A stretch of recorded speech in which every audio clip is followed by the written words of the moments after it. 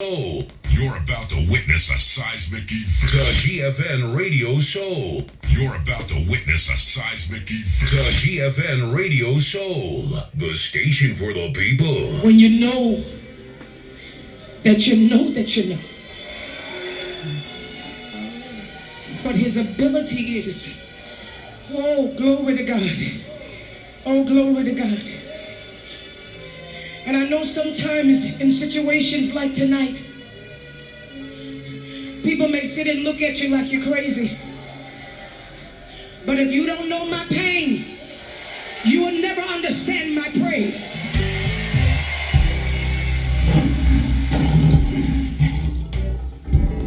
Welcome all. This is Lion Tribe of Judah Global Ministries with Pastor Rhonda Taylor, Pastor Lorraine Hill, and my main man, Minister Robbie Taylor, right here live on Mighty G-Force Radio Show. The station for the people. Well, welcome to GFN Radio, a station for all people. Greetings, kingdom greetings. I am your host, Prophetess Rhonda Taylor, overseer of the Lion of the Tribe of Judah Global Ministries. I would like to welcome you to our Restoration Sundays. Yes, it is Restoration Sundays. We change it from I Love the Lord Sundays to Restoration Sundays. Restoring all. In Joel 2:25, where he said he would restore all the years. We're going to go back and we're going to back up just a little bit, and I'm going to say, God, thank you for the listeners. Thank you, God, for those that have tuned in live. God, bless them from the crown of their head to the very soles of their feet, God. We thank you, Lord, for the kingdom builders that have tuned in on this radio broadcast. God, we thank you. We reverence you. We give you all glory, honor, and praise, for this is the day that you have made. We're going to rejoice and glorify in it. We know, God, there is nobody like you, God. We know we reverence you, we praise you, we magnify you, because why? You are the King of kings, the Lord of lords. Besides you, there is no other God. So for that reason, we give you all praise, glory, and the honor. Amen. Thank you to all of those who have tuned in. Thank you to my apostle mom, Pastor Tangerine Hope, and Pastor Stefan Cheatham, Minister Kevin White. Thank you all for tuning in on today, for you have tuned in at the right time. God is positioning his people. Are you ready to be positioned? The topic today is God the Promise Keeper. God the Promise Keeper. Can you write that? God the Promise Keeper. God said also, restoring all, Joel 2:25, he said, I will repay all the years the locusts have eaten, the great locusts and the young locusts, the other locusts and the locust swarm, my great army that I sent among you. Verse 26, he said, you will have plenty to eat until you are full. Let me go back. You will have plenty to eat until you are full, and you will praise the name of the Lord your God, who have worked wonders for you. Never again will my people be ashamed. Never again. He said, never again will my people be ashamed. That's what the Lord said. Never again will you be ashamed. Will you be mocked? Will your anointing be taken for granted? Never again, he said. This is my day that I made just for you to tune in to this live. So we're going to go back. Go to Genesis 21:15, if you will. Genesis 21:15 through 22, where it says, go at your own leisure, where it says, where Abraham was 99 years of age, God declared Abraham was, his name was Abram. And then he changed his name to what? Abraham, a father of what? Many nations. Okay, that means the father of many nations. His wife Sarah, which was at first Sarah, which means princess. Sarah means my princess. Okay, these people were up in age. Abram was 99 years of age when God declared him and told him that he would have a child. And also his wife was up in age when he was told to have a child. And a lot of times God will tell us that he is going to give us things and bless us with certain things, and we thinking that we're too old to get it, or we're thinking we're too far gone, or we messed up, we went through too much. Well, God have forgotten us. God have not forgotten you. You at the right place at the right time to get what God have for you, and you are seasoned enough to get it. Now, a lot of people, you got to watch your hookups going into 2020. Can I tell you that? I mentioned on last time we talked about abortionists. On last Sunday we talked about abortionists. We talked about hooking up with the right midwives that'll cause you to either give birth, or you can hook up with an abortionist that will cause you to lose your baby. So you got to determine who you're going to follow in this season. Okay, not only is God as a promise keeper, he is our shepherd, he is the lover of our soul, he is a healer, he is a deliverer, he's all that and some. God has done so much. Let me give a brief testimony of how God delivered me off of my deathbed in 2001. Because of that, it made me run even faster. Yes, I've had some hiccups in life. I've went through a lot. I've had a whole lot of setbacks. But God have set me up for such a time as this, and he's set you up for such a time as this, and you will not be delayed or denied by anyone or anything. And every demon that have come up against you shall be demolished. That have come up against your ministry, against your business, they will be destroyed in this season. God is not having it. I'm telling you, walking into your 2020, stop making New Year's resolutions about, I'm going to lose weight. I'm going to jog more. I'm going to eat less. I'm going to do all this. I'm going to start my business. I'm going to do all this. What have you written down? He said, write the vision and make it plain. So if you haven't written anything down, I know some people are good at remembering things, but God said, write the vision and make it plain. So what have you written down for your new year coming in? Not on the, New Year's night, everybody, they come together at church, or they come together at their house, and they start shooting the guns, whatever they do, and they say, we're going to do this in 2020, we're going to come in and we're going to do this and that and the other. And then when that time come in, we done passed January, you did good in January, then come February, you did good, then March, you going right back to them old habits, that old religion. Can I tell you, religion has really messed a lot of us up. God wants relationship. God don't want religion, he want relationship. So I have a little surprise for you. If you go into 2020 with religion and not relationship, you done tracked in that same baggage that you had last year, because I'm already stepping into my 2020. So I'm saying if you carrying in some old baggage, some old stuff, some old people, stinking thinking, if you carry that stuff into your new year, ain't no use in you giving a New Year's resolution about your business, about your new home, your new car, your finances, your business. If you got that old mentality, that old mindset, it's no use in giving a New Year's resolution. But God wants us to understand that he is the promise keeper. He is the promise keeper. So if God told you a certain thing, if he said, well, pastor, prophet, or just giving your name, Rhonda, I'm going to bless you in the year of 2020, and everything that the enemy have stolen from you, I'm going to restore that. If God said it, it shall be performed. Can't nobody, no devil in hell abort nothing that God have for you. Only you can. You can with your stinking thinking. You can with bringing the wrong people into your life. It's a lot of us that God has already given the benediction on some people, but we're still dragging them. And because we're dragging them, it's causing a lot of back pain. It's causing a lot of stress. It's causing a lot of headache. It's causing a lot of delays. Because God said, I need for you, before you can pick up any promises that I made to you, you're going to have to dump off some of those bags.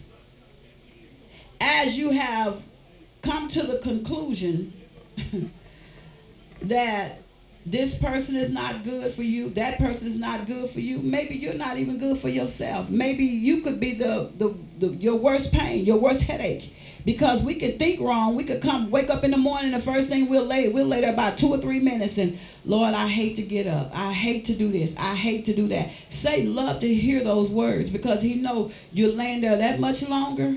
Something is being delayed. Something is being delayed. The longer you lay there and say, I should get up, I should do this, nothing is getting done. Your business is being delayed. Whatever God told you is being delayed, because you laying there in, I should get up. Or I'm just going to lay here. Give me about another hour and I'm going to lay here. That's another hour that's being delayed. So how can you hold God at his promise when you're not doing the work? Because even though God is a promise keeper, we still have to do our part. Because a lot of us, we jump, we shout, we run, we do all of the sha-da-da and do-do-do and all that stuff, but we're not doing what God is telling us to do. We're walking in rebellion. We're doing everything but what God is telling us to do. He said, get up and read your word. You lay there. He said, get up and listen to some praise and worship. Your spirit is vexed. You wake up in the morning, your spirit is vexed. Get up and get into some praise and worship. You don't have to be at church to do that. You can do that. Wake up in the morning. Monday is supposed to be your Sunday. Tuesday can be your Sunday. You don't have to wait till Sunday to go to church. I have church in my house every day. Every morning I get up, I entertain myself in the things of God. Because guess what? The more you open yourself up to depression, anxiety, and we got a habit of saying my depression, my anxiety, my headache, my diabetes, my high blood pressure, my. You claiming all these things, so all the promises that God have made you, you're making it yourself null and void, because God have already spoken some things. God's word will not return void. When God give us a mandate to do a thing, when he give you a mandate to do a certain thing and you don't do it, but you do it on your time, but you expect a God blessing, you expect for God to heal or to deliver you in your mess, you might as well go ahead, because you're not eating the whole scroll. You're eating whatever that you want to entertain for that day. Whatever that's entertaining your flesh for that day, you're like, oh, God's gonna bless me coming in and bless me going out. But you haven't done the necessary steps. You haven't studied your word. You don't spend no time with God. You don't fast. You can't put your plate away for 5 minutes. You don't lay on your face before God. You're not spending no quality time before God, but you expect a lot of God things, God's blessing. See, the things that he made to Abraham and to his wife, those people were faithful to God. Did they make mistakes? Yes, they did. When Abraham took somebody that he shouldn't have took, which was Lot. He shouldn't have never taken Lot. That was a part of a baggage. He took somebody with him that wasn't supposed to go. So it caused a lot of chaos in the camp. So when you begin to take people with you that's not supposed to go, it brings about chaos. So now you carrying all this excess baggage. Now he took him with him. We're going to go back to him, to the promises that he made to him and Sarah. But I want to go to the excess baggage that we carry, and then we label it God. He took Lot with him. Lot went in, and then he had his wife. They never gave her a name. They called her Lot's wife, which, okay, it tells you a lot right there. Took them in. They brought about confusion. Then he ended up losing a whole lot of his people because of the disobedience of not just Abraham, but Abraham wanting to carry his nephew with him, Lot. Okay, so I'm trying to get you to the point where you see the bags that you're carrying. That was a bag that he shouldn't have even carried with him to begin with. That would have kept a whole lot of confusion out of his camp. And a lot of us bringing a whole lot of confusion in our ministries, in our workplace, in our home. We invite people in our home that carry nothing but confusion. And for you leaders that you have these children that they don't have no control, they got this spirit of rebel on them. They go from this place to that place, and this place to that place, keeping up confusion. It's time to release and let go. Release and let go. Because a lot of times you carry stuff and you wondering why you having so many issues in your ministry. Why is so much going on? I don't care if they the biggest tithe payer that it is. I don't care if they if they tithing $1,000 in your ministry. You can keep that 1,000 because your confusion is added to that 1,000. I don't want it here. But we rather hold the money and hold the confusion, and then before you know it, you got a whole bunch of cliques in the ministry. I don't know why God took me here. A whole bunch of cliques in the ministry with nothing but confusion. So God said, going into your new year, you want to get rid of that. Even in your household, you don't want to bring a whole bunch of, if you're a woman that you got something going on in your household with your mate already, you don't want to bring in a whole bunch of rebellious women. 9 times out of 10, they're not even married, or if they are married, they all over the place. You don't want to bring them in your house and then you're going to ask them for advice. Who does that? Why would you ask them for advice and they not even comfortable in their own house with keeping what they have? They're busy. They in everybody's house and everybody's business. Why would you get information or any type of advice from anybody of such? No, that's something that's not adding up. So we got to, even in everything that we do in our relationships, in ministry, in our businesses, we got to be careful of who we allow come in and say, okay, I'm going to give you a job. Okay, they may be well qualified, but what are they bringing in with them when they come? If they bringing in something, I always said this, if you bring somebody into your life and you start losing constantly, you constantly losing, you got to know that's the wrong hookup. Because I'm going to tell you something. God said he make rich and he don't add sorrow. That means sorrow in your pocket. That means sorrow in your house. That means sorrow in your business. That means sorrow in your ministry. Come on now. We got to know what God is saying. We got to eat the whole scroll. We're so big. We'll eat just enough to be dangerous to ourselves and other people. But God is saying in this season, I want you to hear me and hear me well. He said, I am the promise keeper. And if I made you a promise, and if I said that I'm going to build you up, I'm going to build you up. He said, if I'm going to make you rich and add no sorrow, I am God. And if my word, I watch over my word to watch it to be performed. Anything that I've said, haven't it come to pass already? Anything that I've said, I'm not talking about the naysayers. I'm not even talking about you. I'm talking about the I am. You fill in the blank God. I'm talking about the everlasting, the almighty God. That's the God. He said, I have spoken these things over you even before you even hit the womb of your mother. I've spoken. I said you was a prophet to the nations. I don't care what they say. I don't care what your family say. I don't care what your mama say. I don't care what your daddy say. I don't care what your cousin, go on down the line, the bloodline. I don't care who they say you are. I said you were called to be a prophet to the nations. It doesn't matter what people think. I said you an apostle. That's what I meant. But you have dragged so many bags. And sometimes it make you doubt you. But you're not going to say that because you want everybody to think you got it together. Because sometimes us leaders, I don't care how strong you are. Sometimes you have to sit back and like, man, God, did you really call me to do this? God, is this really you? It'll make you, sometimes you could be with the wrong people and it will make you question even your salvation. I don't care the strongest person you got in this season.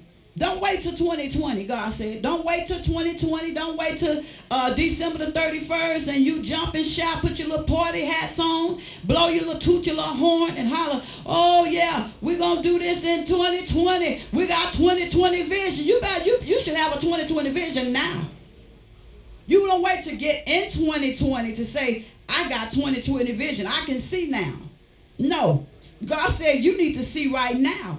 Because you need to see clearly to walk into 2020. How can you say you're going to have 2020 in 2020? No, you need to have 2020 to step into. You don't need to wait until. You need to, just like the old folks used to say, don't wait till the battle is over, shout now. Don't wait till you step in to claim it now. If you are a business owner, step into your own place. Don't call. You ain't got to call nobody and say, I need you to come pray over my place. Because God, if God said open it up, if he said start a practice, whatever God told you to do, find yourself doing it. See, delays comes with comfort. Anytime you see somebody holler, I'm just delayed, but I ain't denied.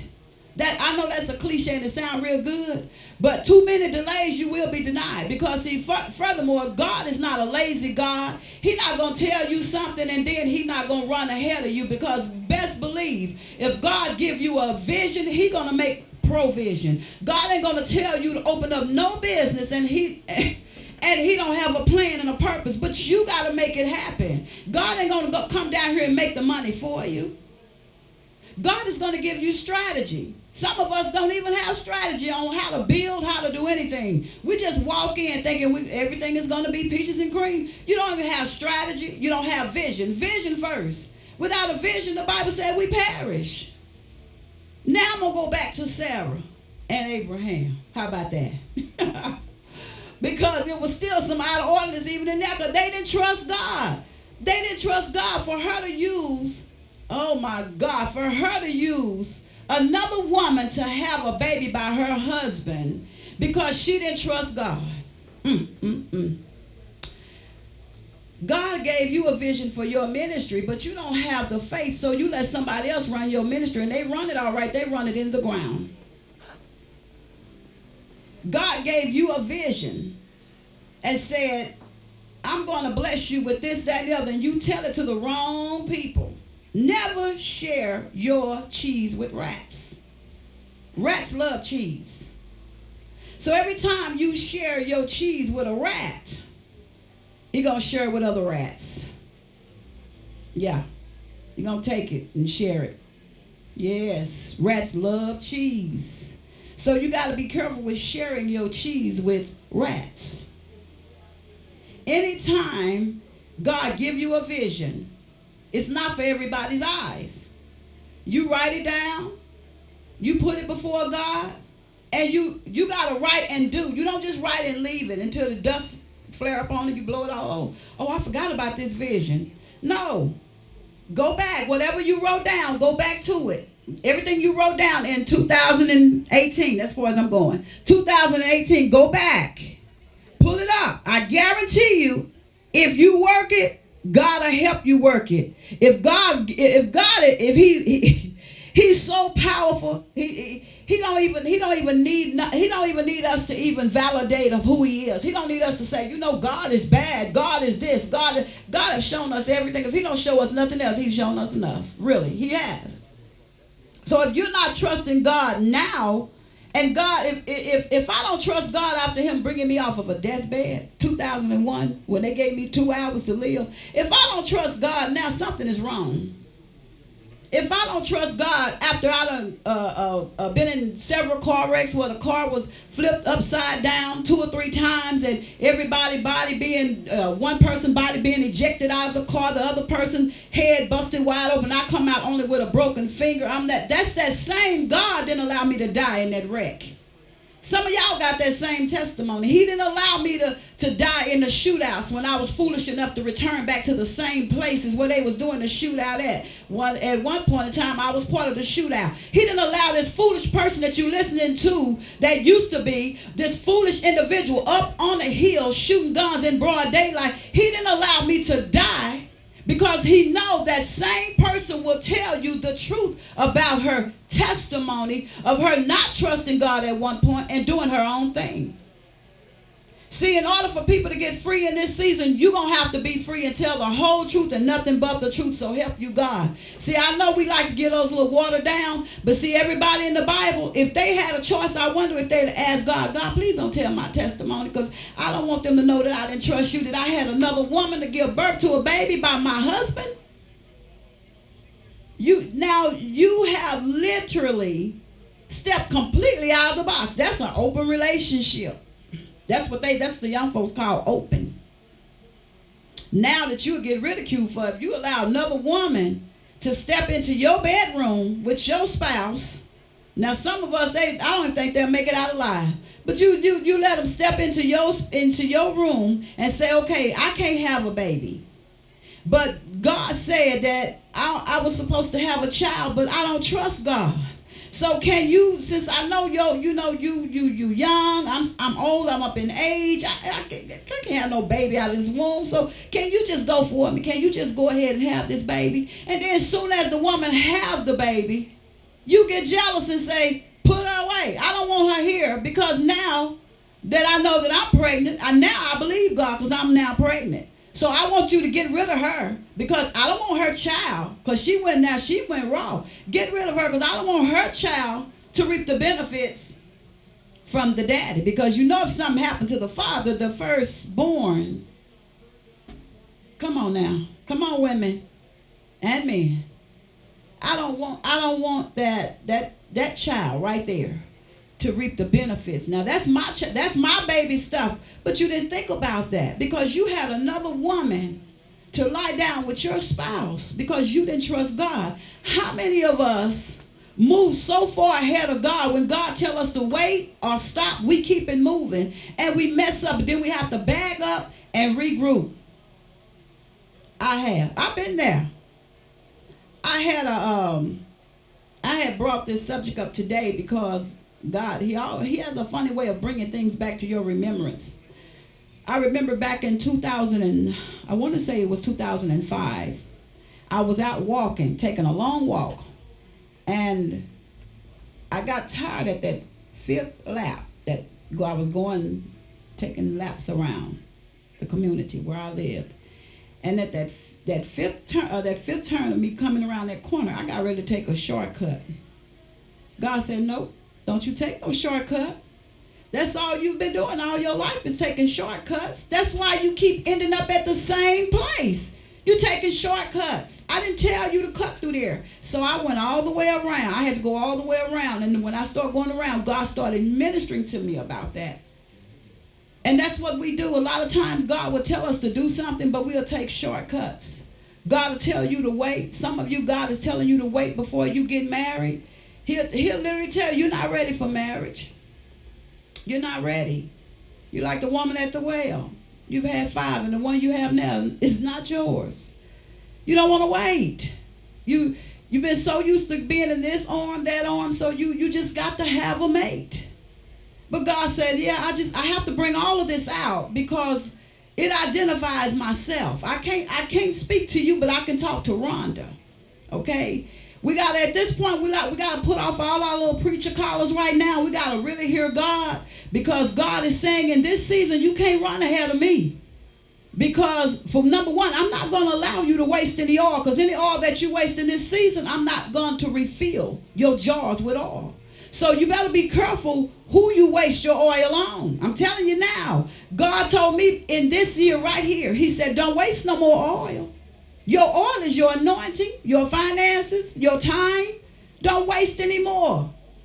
You've been wasting it for years. Pour it into jars that have holes in them. I've never seen a jar with a hole, even if it got one hole.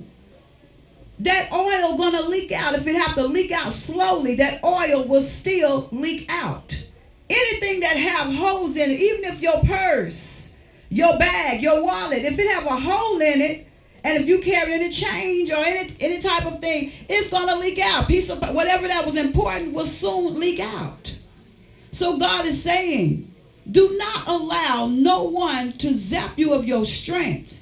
Don't allow people to zap you of your time and your strength, especially those that are not putting it back. And a lot of us have been tied to blood-sucking people, literally sucking the life out until you have to almost crawl for strength. You know why? Because they were sent for one purpose and one purpose only, and it was to drain you. But you thought, some of us, we think that we could save everybody. That was me. I used to think I could save and help everybody.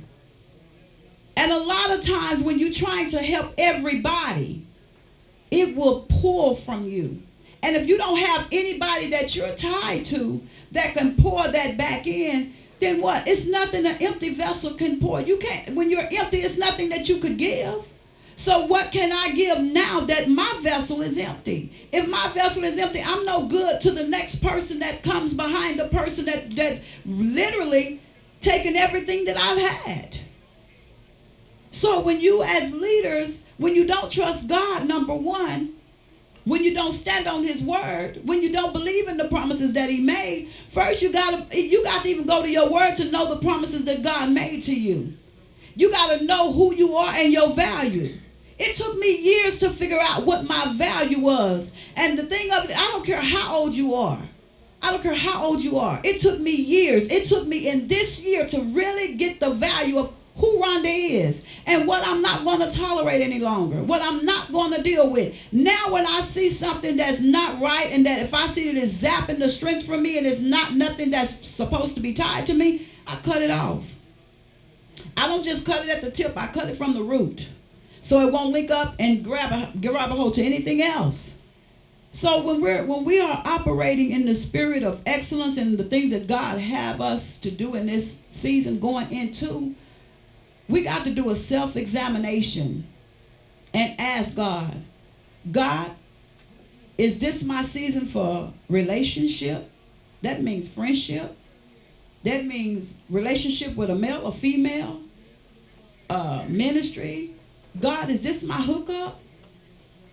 Am I really tied to this individual? Because going back when he said he make rich and add no sorrow, I can't see God giving you something and it's always a fight. It's always a battle. It's always chaos. It's always, you never can agree on anything. I just can't wrap my mind around that. And if I'm in error, I got enough leaders that's online right now that can say, oh yeah, you in error. Yeah, God, he dabbles in that. He allow you to deal with something or somebody or even with yourself with dabbling in confusion. God is not the author of confusion, number one.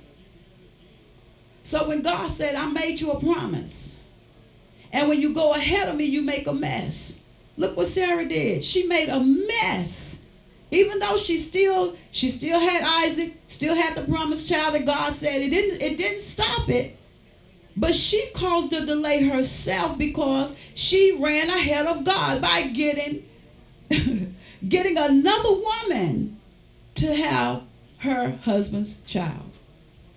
All that could have been prevented if she'd have just waited on God and say, okay, God, I'm going to wait on you. If you said that you're going to give me a child, if you said you're going to give me that job, if you said you're going to give me that business, if you said I'm going to be married, if you said I'm going to have my home, if you said all these things, God, I'm going to stand on your word. I'm going to stand on your promise. That's a promise that he made. God is a promise keeper. I know men and women to break promises, but I've never known God to break a promise. Never known God to break a promise. We cause delays in our own life. And a lot of times, even in ministry, we can tell a person, you are a pastor, you are this, you are that. But that don't mean for you to go ahead and thinking that you get ordained the very next day. Now you're running ahead of God. And you're going to, when you fail and when you fall and things start happening, then you start wondering, and was I really called? No, it just wasn't right now. See, God, when he told Sarah and Abraham that, it wasn't they were going to have a baby right then. Oh, yeah, y'all going to have a child. When you go home, you're going to have a baby tonight. He didn't say that. He told them that they was going to have. It was up to them to wait and have faith. Even with with Zechariah, the same thing. The same thing when he told him that him and his wife was going to have. What did he do? He questioned God. He laughed. It was funny to them. Like, really? Me being this old going to have a baby? So God literally had to just shut his mouth. And see, that's what God is going to have to do with some of us. He's going to literally have to shut our mouth because we're going to abort our own baby. We're going to mess it up for ourselves. Because when God gives you a promise, it's not for everybody to hear. It's not for everybody to see. Wait till the baby is born and then show them what the baby look like. Because everybody is not ready to see your baby. Everybody is not ready to see what you have. Because you got a lot of people, even on Facebook, they follow you just to see if you messed up, if you have failed. They've been watching for me to fall for years, baby. I haven't failed yet. I'll let you girl. Haven't failed yet. They've been watching. Oh, yeah, she gonna backslide. I'm just waiting. I remember that girl used to be something. People can always remind you of your past, but let me tell you about my future. My future looks so much better than my past, baby. My future is great things ahead of me than it was before. My latter days are so much better. So I greet those that come on my page. A lot of time they come on just to see, is she sick? Did she fall out? Did she die when I played with the little dust and hair? Did it work? No, it didn't work. Did it work when I sent the ravens? No, it didn't, because the ravens fed me. How about that? Those same ravens that you sent to destroy me fed me. Yeah, that.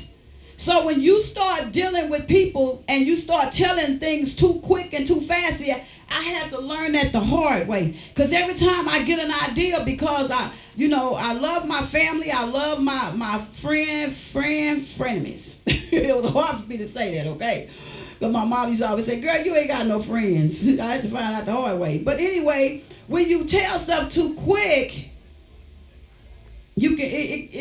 sometimes it causes a delay. Because everybody that say, girl, I'm praying for you. I just know who you are. I'm praying for you. I got your back. Yeah, you got a knife in my back. Yeah, you got my back all right. You got a knife in my back. You telling me, oh girl, I'm so proud of you. I'm this, that, and the other. Then get behind me and say something different. No, you don't have my back. You have a knife in my back. So in this season, God said, going into 2020, don't wait to holler. In 2020, we got 2020 vision. That sounds so good. But God said, you got to have it before you step in. You got to have that 2020 vision before you step in. Do not wait.